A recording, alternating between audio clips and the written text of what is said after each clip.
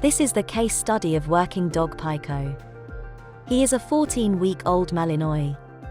The puppy Pico was introduced to our veterinary practice so that the build-up to a working dog could proceed without problems. Another goal was to develop the training more efficiently. The first examination already showed a complex gait pattern.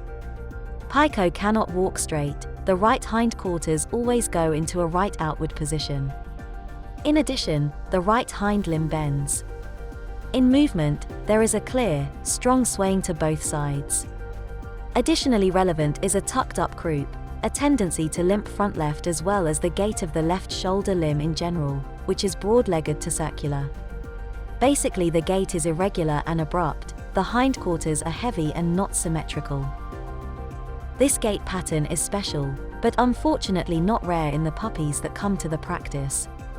It is always pathological and forms the basis for a pass gait. This pattern forms the centralization of a later gait pattern if it is not recognized and corrected early. The orthopedic examination shows symmetrical knees and ankle joints. The left femur is displaced downwards and backwards, which clearly restricts its mobility. In addition, there is an abaxial rotation of the left pelvis, which corresponds de facto to a pelvic low point there. The sacral region also has reduced mobility. The sensitivity of the examined anatomical regions is remarkable. Last but not least, the left shoulder is also limited in its mobility, and its axial rotation also stands out, which causes the limping there. The findings of the orthopedic examination were supported by the kinematic measurement.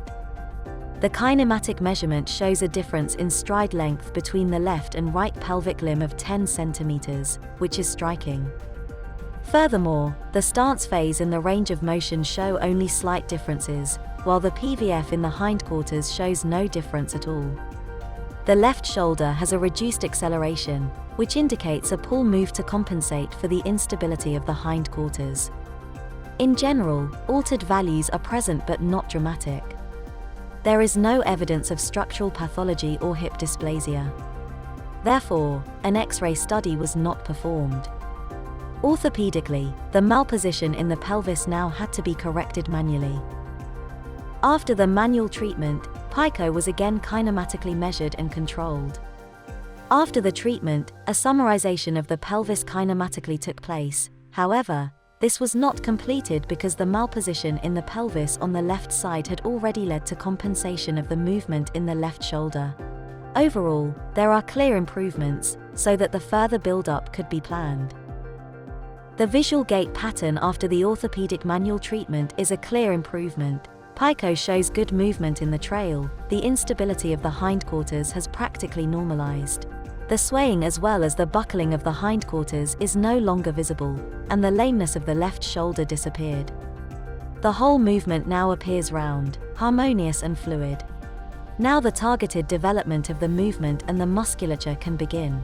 Without this correction, Pico would only have built up the musculature incorrectly and, above all, too little, and the altered gait pattern would have manifested itself peripherally as well as centrally in the motor cortex in the brain.